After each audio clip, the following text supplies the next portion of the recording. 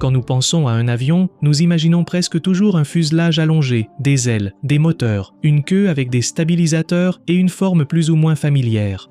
Mais il y a eu une famille d'aéronefs qui a complètement rompu avec cette image. Des machines étranges, compactes, à l'apparence caricaturale. Elles n'avaient pas d'ailes conventionnelles ou les avaient réduites au minimum, et pourtant elles pouvaient planer, manœuvrer, contrôler leur descente et atterrir comme n'importe quel autre aéronef.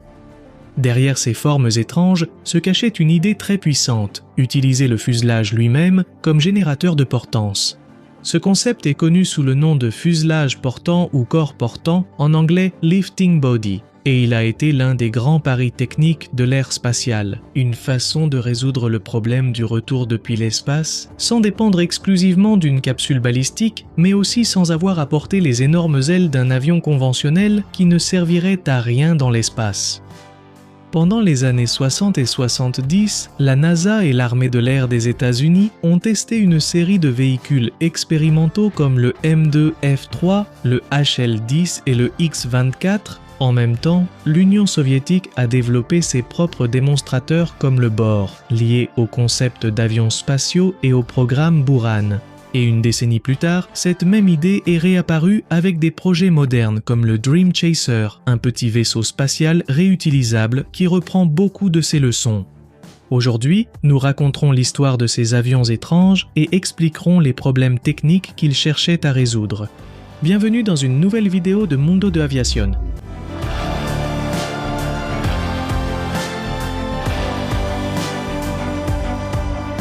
Pour comprendre un corps portant, il faut d'abord séparer deux idées qui apparaissent normalement ensemble.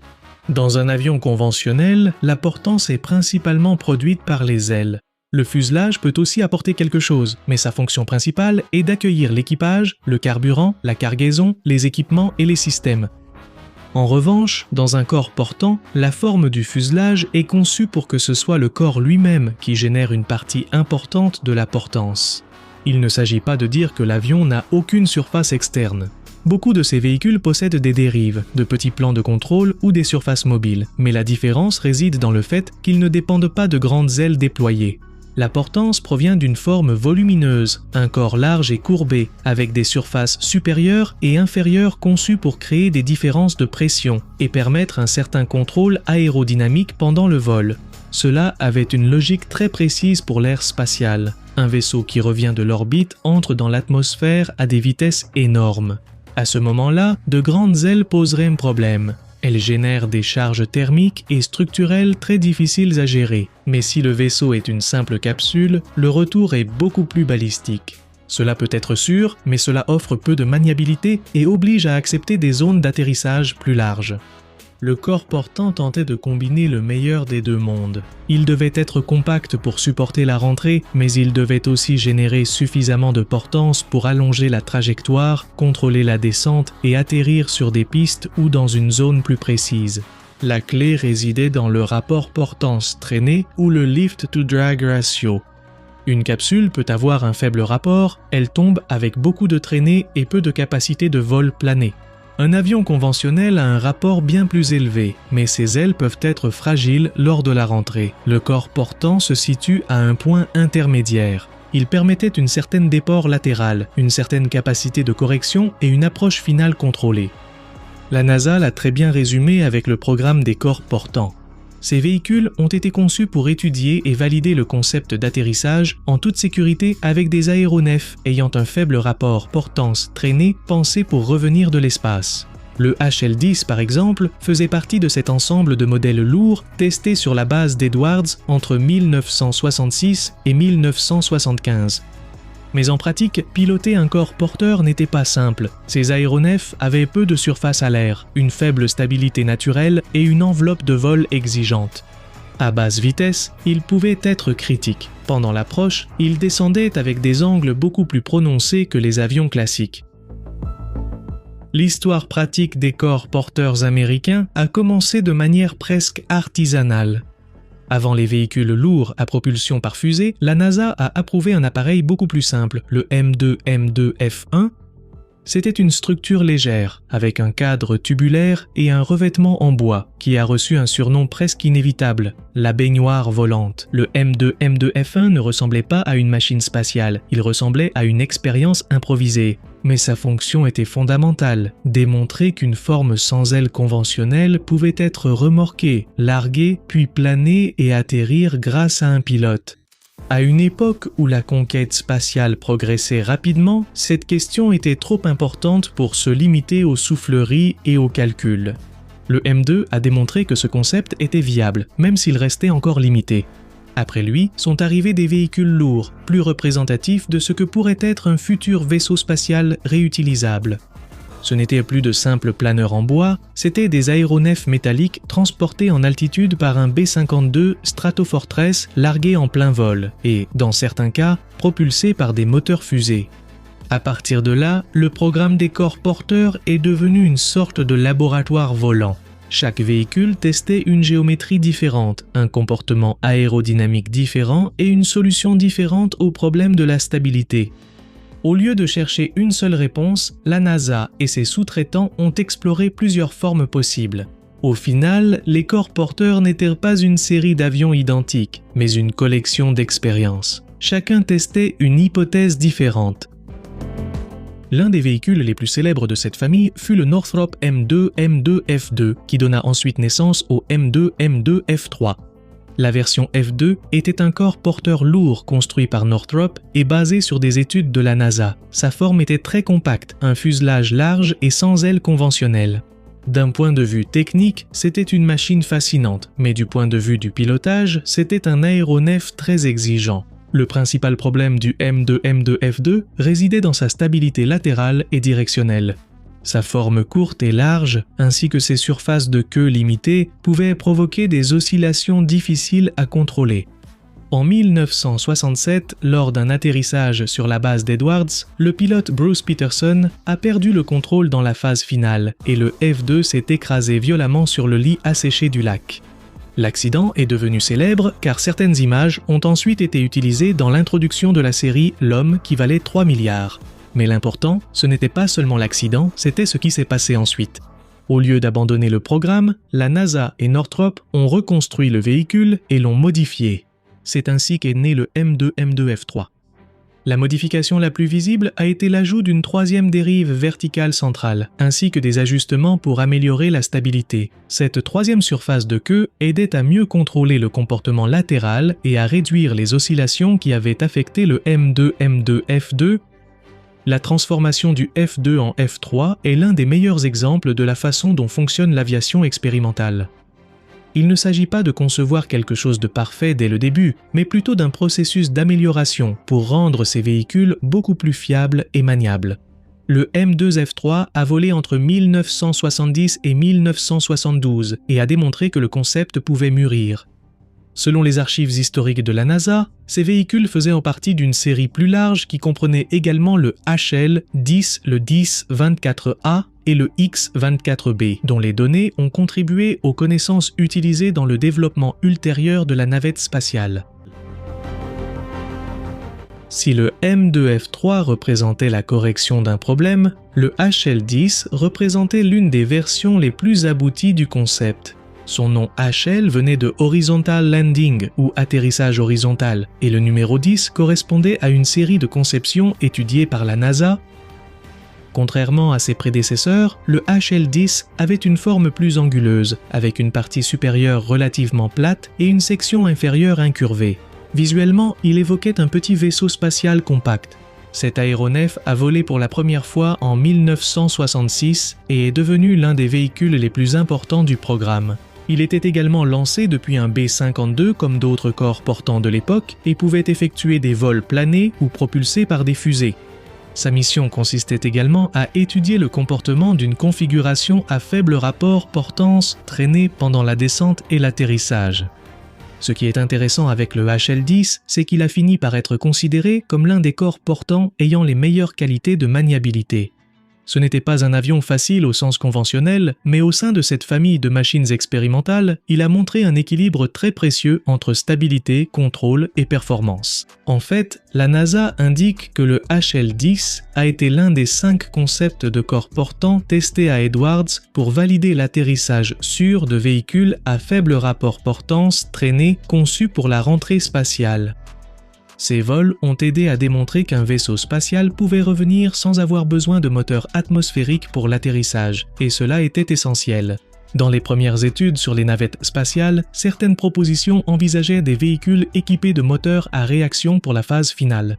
Mais chaque moteur, chaque système de carburant et chaque prise d'air ajoutaient du poids, de la complexité et du risque. Les données des corps portants ont montré qu'il était possible d'effectuer une approche planée sans propulsion, à condition que le véhicule dispose d'un contrôle aérodynamique suffisant. Cette idée a fini par influencer la navette spatiale. La navette n'était pas un corps portant pur car elle avait de grandes ailes en delta, mais son atterrissage sans moteur, comme un planeur lourd, héritait en partie de la logique testée par ces programmes. En d'autres termes, le HL-10 n'a pas été l'ancêtre direct de la navette, mais il en partageait la philosophie de fonctionnement. Un vaisseau qui revient de l'espace et atterrit horizontalement sans rallumer les moteurs. Un autre protagoniste de l'histoire fut le Martin Marietta X-24A. C'était une sorte de capsule avec une queue et des surfaces de contrôle. Sa forme bulbeuse n'était pas due au hasard, elle répondait à des études aérodynamiques visant à comprendre comment un corps compact pouvait produire suffisamment de portance lors de la rentrée et de la descente. Le X-24A faisait partie d'un programme conjoint entre la NASA et l'armée de l'air des États-Unis. Comme les autres véhicules, il était également transporté par un B-52 et largué en altitude. Ensuite, il pouvait allumer ses moteurs fusées pour élargir l'enveloppe de vol et obtenir des données à des vitesses et des altitudes plus élevées. Cet aéronef a permis d'étudier des configurations de corps portants avec une forme très différente du HL-10 ou du M2. C'était important parce qu'il n'était pas encore clair quelle était la géométrie idéale pour un véhicule de rentrée manœuvrable. Il fallait comparer les solutions. Le X-24A volait selon une logique très particulière. Pendant la phase de descente, le pilote devait gérer l'énergie avec beaucoup de précision. Il ne pouvait pas juste accélérer et corriger comme dans un avion classique, car la mission se faisait surtout en vol plané après la séparation et l'usage limité de la fusée. L'approche finale était rapide, abrupte et laissait peu de place à l'improvisation. Plus tard, il serait transformé en X-24B qui avait une géométrie différente, ressemblant davantage à un coin. Et il s'est avéré particulièrement important car il a démontré des atterrissages précis à vue, renforçant l'idée qu'un véhicule spatial à faible portance pouvait revenir et atterrir de manière contrôlée. Pour comprendre pourquoi autant d'efforts ont été investis dans ces aéronefs, il faut examiner le problème du point de vue d'un vaisseau spatial. Dans l'espace, l'aérodynamique n'a pas d'importance, mais au retour, tout change. L'aéronef entre dans l'atmosphère à des vitesses hypersoniques, comprime l'air devant lui et transforme l'énergie cinétique en chaleur, beaucoup de chaleur. Le véhicule doit survivre à des températures extrêmes, à des charges structurelles et à des changements violents de régime de vol. Une capsule, comme nous l'avons vu, résout cela de manière robuste. Elle présente une forme relativement simple avec un grand bouclier thermique et utilise la résistance aérodynamique pour ralentir. Mais sa trajectoire a des limitations. Elle peut générer une certaine portance si son centre de masse est décalé, comme dans les capsules Apollo, mais elle ne peut pas manœuvrer comme un avion. Le corps portant était une solution intermédiaire. Son volume interne pouvait être utile pour loger des systèmes ou l'équipage. Sa forme compacte était plus raisonnable pour la rentrée et sa capacité à générer de la portance permettait de mieux contrôler la descente. D'un point de vue technique, il y avait 3 défis principaux. Le premier était le échauffement thermique, en particulier au niveau du nez et des bords d'attaque. Le deuxième était la stabilité, car ces formes compactes ne se comportaient pas toujours de manière docile. Le troisième était la transition entre les régimes, car un véhicule de rentrée passe par le vol hypersonique, supersonique, transsonique et subsonique avant d'atterrir. Et une forme aérodynamique qui fonctionne bien à Mach 20 ne va pas forcément bien se comporter près de la piste lors de l'atterrissage. C'est pourquoi les corps porteurs ont été si importants. Ce n'étaient pas seulement des avions étranges, c'étaient des laboratoires pour comprendre le comportement de véhicules qui pourraient un jour revenir de l'orbite. Alors que les États-Unis testèrent les corps porteurs avec certains véhicules, l'Union soviétique explorait aussi ce concept, mais différemment. L'un des programmes les plus intéressants fut le Spiral, un projet d'avion spatial qui visait à développer un vaisseau orbital réutilisable lancé depuis un avion porteur hypersonique ou à l'aide de systèmes de lancement par étapes. Dans cet univers sont apparus des véhicules comme le Bor, un sigle associé à des modèles orbitaux ou expérimentaux non habités. Ces véhicules étaient des démonstrateurs à échelle réduite, utilisés pour tester les formes, les matériaux et les comportements de rentrée. Parmi eux, le Bor 4 qui est devenu particulièrement connu car il était lié à la validation de matériaux de protection thermique qui allaient ensuite être importants pour le programme Buran. Le Bor 4 était un véhicule automatique lancé dans l'espace ou sur des trajectoires suborbitales pour étudier la rentrée réelle, ce qui le distinguait des conceptions de la NASA. Les Américains accumulaient de l'expérience en pilotage et en atterrissage atmosphérique. Les Soviétiques recueillaient des données sur la protection thermique, le plasma, les matériaux et le comportement réel pendant la rentrée. Ils ont été utilisés pour tester des matériaux de bouclier thermique, y compris des tuiles avec des éléments en carbone pour les zones critiques comme le nez et les bords d'attaque. Cela permettait également d'observer des phénomènes qui ne pouvaient pas être entièrement reproduits en laboratoire, comme l'interaction avec l'enveloppe de plasma pendant la rentrée. Le plasma se forme lors de la rentrée lorsque la friction et les ondes de choc chauffent l'air sous ces engins à des milliers de degrés Celsius, l'ionisant et le transformant en un gaz lumineux de particules chargées que nous appelons plasma. En Occident, grâce à des images d'espionnage, les formes comme celle du Bor 4 ont beaucoup attiré l'attention, parce que cela semblait confirmer que l'Union soviétique explorait elle aussi des solutions de corps porteurs. Et finalement, il s'est avéré que c'était bien une pièce d'une chaîne expérimentale qui reliait le programme Spiral, les degrés, les images, les 4 corps porteurs et le développement final.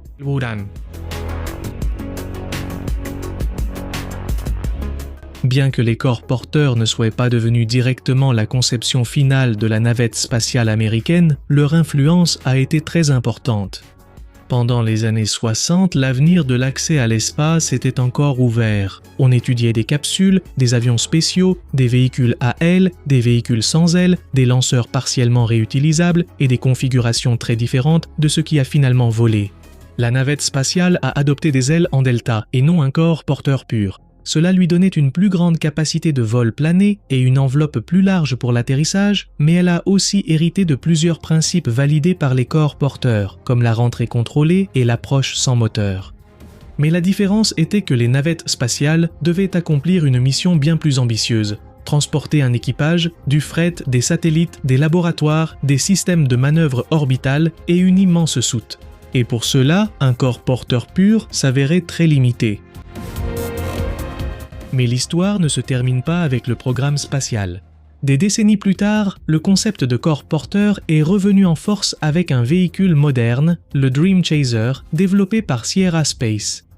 À première vue, cet aéronef ressemble presque à une sorte de mini-navette spatiale, mais techniquement, il est bien plus proche de la tradition des corps porteurs que d'un avion conventionnel.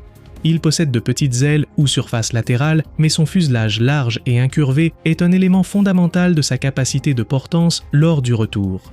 Le Dream Chaser dérive conceptuellement du HL-20, un modèle étudié par la NASA dans les années 80 et 90 comme possible véhicule de retour d'équipage. Le HL-20, à son tour, est influencé par des décennies d'expérience avec des corps portants et par l'intérêt pour des engins compacts capables d'atterrir sur des pistes. Son attrait réside dans le fait qu'il peut revenir et atterrir sur une piste conventionnelle, ce qui permet une récupération plus douce qu'une capsule océanique ou terrestre avec parachute. Pour certaines charges scientifiques, cette décélération plus contrôlée peut être précieuse. Cela permet également d'accéder rapidement au véhicule après l'atterrissage, ce qui est important pour les expériences sensibles. Mais son histoire récente montre aussi que développer un avion spatial réutilisable reste difficile. Le premier véhicule orbital, appelé Tenacity, était initialement prévu pour des missions de ravitaillement à la Station spatiale internationale. Cependant, la NASA et Sierra Space ont modifié le contrat CRS-2 en 2025 et la NASA a annoncé que le développement du Dream Chaser se concentrerait désormais sur une démonstration de vol prévue pour la fin de 2026.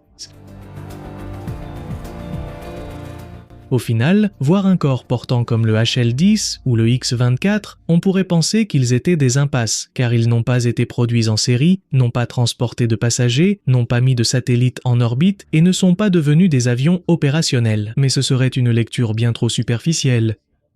Ces véhicules ont permis de réduire l'incertitude, montrant quelles formes volaient, lesquelles étaient instables et la configuration requise. Plus de que, comment se comportait un véhicule à faible portance lors de l'approche, quelle marge un pilote avait-il pour corriger et quel type de trajectoire pouvait-on attendre. Dans l'aviation expérimentale, le succès ne consiste souvent pas à créer un produit final, mais à alimenter une base de données que d'autres programmes utiliseront ensuite. Et les corps portants ont fait exactement cela. Ils ont aidé à comprendre la rentrée, l'atterrissage sans moteur et l'aérodynamique des véhicules compacts.